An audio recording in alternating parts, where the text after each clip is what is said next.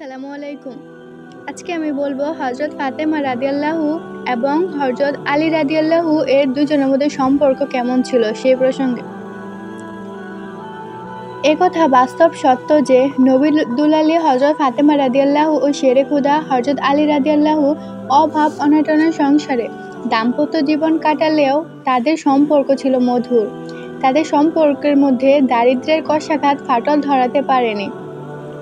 বরং তারা অভাব অনটন ও শত কষ্টের মধ্যে জীবনযাপন করেও প্রকৃত দাম্পত্য সুখ এবং মানসিক শান্তি পরিপূর্ণভাবে ভোগ করেছিলেন। তারা তাদের দাম্পত্য জীবনের প্রতি পদে পদে প্রিয় নবী সাল্লাল্লাহু আলাইহি ওয়াসাল্লামের পবিত্র সুখের বাণী উপদেশগুলো স্মরণ করে জীবনের সকল কার্য সম্পূর্ণ করতেন, যার কারণে দেখা গেছে শত কষ্ট অভাব অনটন তাদেরকে তাদের রাসূল প্রদত্ত আদর্শ হতে এক মুহূর্তের জন্য হটাতে পারেনি। তাদের উত্তম চরিত্র ও মহৎ গুণাবলীর মধ্যে সহিষ্ণুতা, অল্পে তুষ্টি, ধৈর্য, সহ্য ছিল প্রধান স্বভাব। সত্যি তারা প্রিয় নবী সাল্লাল্লাহু আলাইহি ওয়াসাল্লামের আদর্শকে সামনে রেখে পার্থিব জগতে সুখ শান্তি আরাম আয়েশ উপেক্ষা করে পরকালীন স্থায়ী সুখ শান্তি প্রত্যাশায় অভাব অনটন ও দুঃখ কষ্টের সংসারটিকে প্রগাঢ় ভালোবাসা ও মায়া মমতার বন্ধনে বেহেশতে পরিণত করেছিলেন। শিক্ষা দীক্ষা বংশীয় গৌরবের সকল সাহাবায়ে কেরামের মধ্যে ইসলামের বীর সৈনিক হযরত আলী রাদিয়াল্লাহু ছিলেন সকলের শীর্ষে অবস্থানকারী ব্যক্তিত্ব। কিন্তু কোনো সময় তিনি নবীজির কন্যা বিবি ফাতেমা রাদিয়াল্লাহু এর সাথে খারাপ ব্যবহার করতেন না, বরং বিনম্র ব্যবহার করতেন। সত্যপ্রিয় হলেও বলতে হয়, দাম্পত্য জীবনের সুখ দুঃখের সংসারের টুকিটাকি ব্যাপারে কোনো সময় হযরত আলী রাদিয়াল্লাহু এর মন মানসিক খারাপ হলে মনকে এভাবে সান্ত্বনা দিতেন যে নবী কন্যার সাথে খারাপ ব্যবহার করা মানেই হলো প্রিয় নবী সাল্লাল্লাহু আলাইহি ওয়াসাল্লামের সাথে খারাপ ব্যবহার করা। তদ্রূপী নবী দুলালী হযরত ফাতেমা রাদিয়াল্লাহু হযরত আলী রাদিয়াল্লাহু এর গৃহে সেই সাংসারিক জীবনের কোনো ব্যাপার নিয়ে মানসিক খারাপ করার সাথে সাথে পিত্রালয় হতে স্বামী গৃহে আসার সময় প্রিয় নবী সাল্লাল্লাহু আলাইহি ওয়াসাল্লাম যে কথাটি বলেছিলেন তার ভিডিওর মাঝে স্থান দেয়। প্রিয় নবী সাল্লাল্লাহু আলাইহি ওয়াসাল্লাম নবী দুলালী হযরত ফাতেমা রাদিয়াল্লাহুকে আলী রাদিয়াল্লাহু এর গৃহে বিদায় দেওয়ার সময় আবেগজড়ানো কণ্ঠে বলেছিলেন, মা, মনে রাখবে স্বামীর সন্তুষ্টিতেই আল্লাহ তাআলা সন্তুষ্টি অর্জিত হয়। হযরত আলী রাদিয়াল্লাহু অভাব অনটনের সংসারে হযরত ফাতেমা রাদিয়াল্লাহুকে বসন ভূষণে সুসজ্জিত করে না রাখতে পারলেও আদর্শ ও ভালো ব্যবহার দ্বারা হযরত আলী রাদিয়াল্লাহু তাকে আপন করে নিয়েছিলেন। হযরত আলী রাদিয়াল্লাহু প্রিয়তমা স্ত্রী জীবনসঙ্গিনী হযরত ফাতেমা রাদিয়াল্লাহুকে অন্তরে অন্তঃস্থল দিয়ে ভালোবাসতেন। শুধু ভালোবাসাই নয়, বাস্তবেও তার মতের বিরুদ্ধে কোনো কাজই করেননি। পক্ষান্তরে নবীজির কলিজার টুকরা হযরত ফাতেমা রাদিয়াল্লাহু অভাব অনটনের সংসারে জীবনযাপন করেছেন বটে, কিন্তু কোনো সময়ই স্বামী হযরত আলী রাদিয়াল্লাহুর সাথে রূঢ় ব্যবহার করেননি, যাতে তার মনে কোনো কষ্ট পেতেন, বরং তার মধুমাখা ব্যবহার ও আচরণের মাধ্যমে তার হৃদয়ের মণিকোঠায় স্থান পেয়েছিল। হযরত আলী রাদিয়াল্লাহু নিজেই বলেছেন, হযরত ফাতেমা রাদিয়াল্লাহু অভাব অনটনের সংসারে জীবনযাপন করলেও স্বামীর প্রতি তার অগাধ শ্রদ্ধা ও ভালোবাসা ছিল। সে ভালোবাসার মধ্যে কোনো স্বার্থ লুকায়িত ছিল না, সকল স্বার্থে ঊর্ধ্বেই ছিলেন তিনি। শুধু ভালোবাসা নয়, স্বামীর অভাব অনটনের সংসারে প্রতি লক্ষ্য করে নিজের সকল চাহিদা পরিত্যাগ করে কষ্টকে বরণ করে নিয়েছেন। অত্যাধিক প্রয়োজনীয় জিনিসের আবদার করেও স্বামীকে বিপদগ্রস্ত করেননি। হযরত ফাতেমা রাদিয়াল্লাহু স্বামী গৃহের সকল কাজই নিজ হাতে সম্পূর্ণ করতেন। অনেক সময় নবী কন্যা হিসেবে অনেকে সাহায্যে হাত প্রসারিত করতে চাইতেন, কিন্তু ওই সময়ও নবী দুলালীর পবিত্র মুখ হতে বের হয়ে আসত নিজের হাতে স্বামী গৃহে কাজ সম্পূর্ণ করার মধ্যে আনন্দ ও আত্মতৃপ্তি। হযরত ফাতেমা রাদিয়াল্লাহু যে নিজ হাতে স্বামী গৃহে কাজ করতেন তা একটি ঘটনার মধ্যে দিয়ে ফুটে উঠেছে। নবীর জামাতা হযরত আলী রাদিয়াল্লাহু নিজেই বলেছেন, কোনো এক রাত্রে নবী দুলালী হযরত ফাতেমা রাদিয়াল্লাহু হঠাৎ করে অসুস্থ হয়ে পড়লেন। অসুস্থতা এমনভাবে বৃদ্ধি পেয়েছিল যে অজু করে নামাজ আদায় করা বিপদ মনে হতো, কিন্তু ওই সময়ও তায়াম্মুমের প্রথা প্রচলিত হয়নি। যা হোক, শত কষ্টের মধ্যে নবী কন্যা হযরত ফাতেমা রাদিয়াল্লাহু অজু করে ফজরের নামাজ পড়লেন। আমি জামাতে ফজরের নামাজ আদায় করার জন্য মসজিদে রওনা হলাম। মসজিদ হতে এসে দেখতে পেলেন অসুস্থ ফাতেমা রাদিয়াল্লাহু বসে বসে জাতায় আটা ভাঙছেন। সত্যি তার এহেন দৃশ্য দেখে আমার চোখে পানি এসে গেল। আমি ফাতেমা রাদিয়াল্লাহু এর মাথায় হাত রেখে বললাম, হে ফাতেমা, তুমি অসুস্থতা নিয়ে জাতায় আটা ভাঙতে শুরু করলে কেন? অসুস্থ ফাতেমা মুচকি হাসি দিয়ে বললেন, হে স্বামী, আপনার খুশিতে রাহমানুর রহিম আল্লাহ তাআলা খুশি বিদায় শত কষ্টের মধ্যে আল্লাহ তাআলা আদেশ পালন করে ও আপনার খেদমত করে আমি আত্মতৃপ্তি পাই।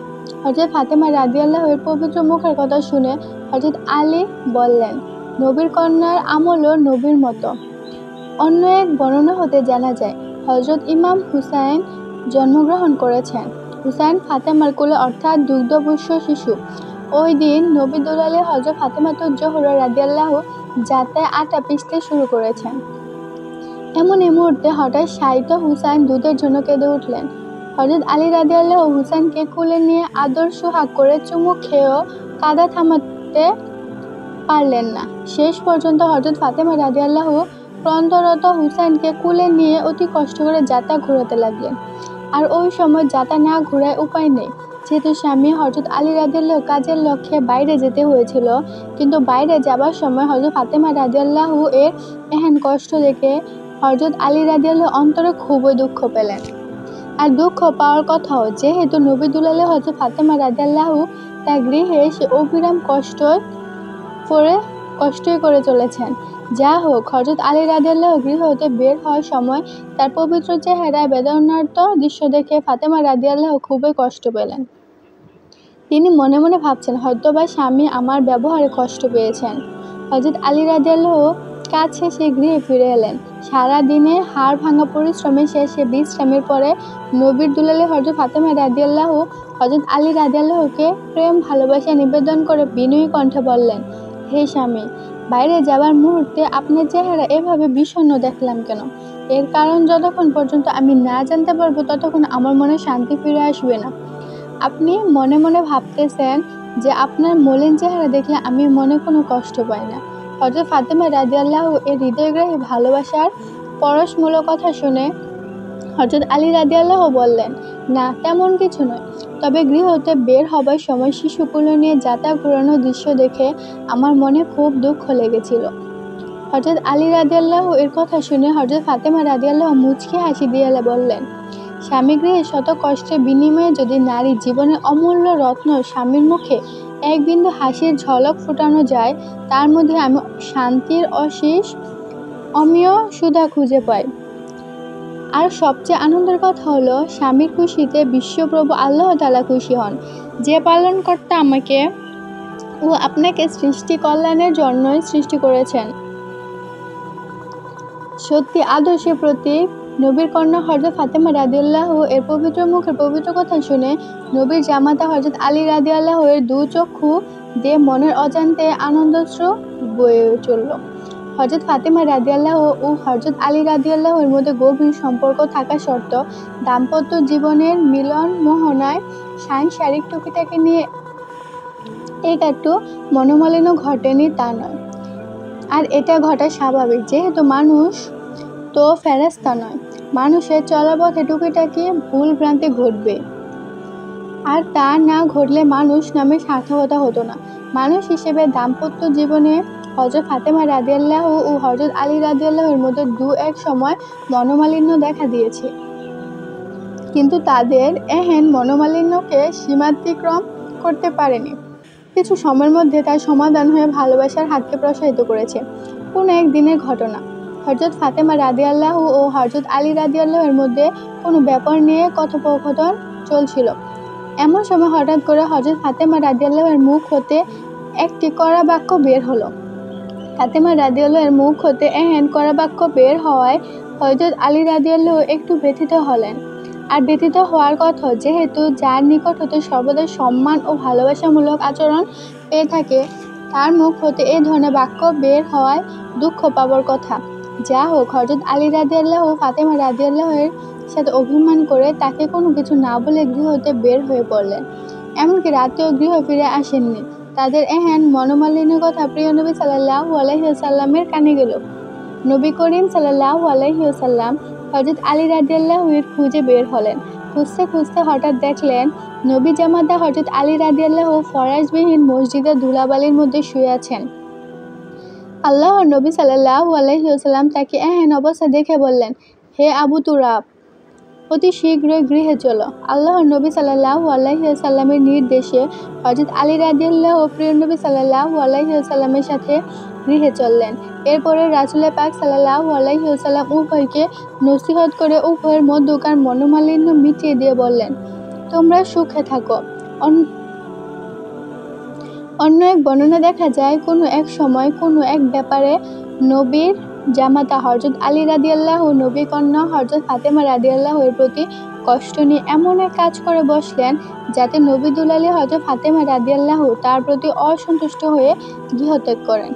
কেবল গৃহত্যাগ করলেন তা নয়, হযরত ফাতেমা রাদিয়াল্লাহু হযরত আলী রাদিয়াল্লাহু এর সামনে তার বিরুদ্ধে পিতার কাছে অভিযোগ করলেন।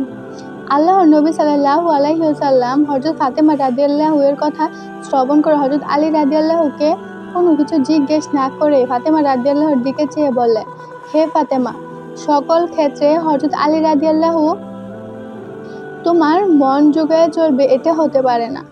তোমারও ধৈর্য ধারণ করে চলা উচিত। পিতা মুহাম্মদুর রাসূলুল্লাহ সাল্লাল্লাহু আলাইহি ওয়াসাল্লামের কথা শুনে হযরত ফাতেমা রাদিয়াল্লাহু কোনো কিছু বললেন না, তবে নিজের ভুল বুঝতে পেরে লজ্জিত হয়ে স্বামী গৃহে চলে গেলেন। এখানে উল্লেখ বিষয় হলো, উক্ত ঘটনার মধ্য দিয়ে প্রিয় নবী সাল্লাল্লাহু আলাইহি ওয়াসাল্লাম কেবল আদরের দুলালী হযরত ফাতেমা রাদিয়াল্লাহুকে শিক্ষা দিলেন এ কথা ঠিক নয়, তবে পিতার কথার মাধ্যমে হযরত ফাতেমা রাদিয়াল্লাহু অনুধাবন করতে পারলেন যে সামান্য টুকিটাকি বিষয় নিয়ে পিতার কাছে স্বামীর বিরুদ্ধে অভিযোগ করতে আসা মোটেই ঠিক হয়নি। তবে এই সামান্য ঘটনার মধ্য দিয়ে হযরত আলী রাদিয়াল্লাহু যথেষ্ট শিক্ষা পেয়েছিলেন। এই সম্পর্কে হযরত আলী রাদিয়াল্লাহু নিজে বলেছেন যে, আল্লাহর হাবিব হযরত মুহাম্মদ সাল্লাল্লাহু আলাইহি ওয়াসাল্লাম তার কলিজার টুকরা হযরত ফাতেমা রাদিয়াল্লাহু এর ভুল শুধরিয়ে দিয়েছেন, একথা বাস্তব সত্য। তবে আমার মধ্যেও ভাব সৃষ্টি হলো যে প্রকৃতপক্ষে আমি অপরাধ করেছি।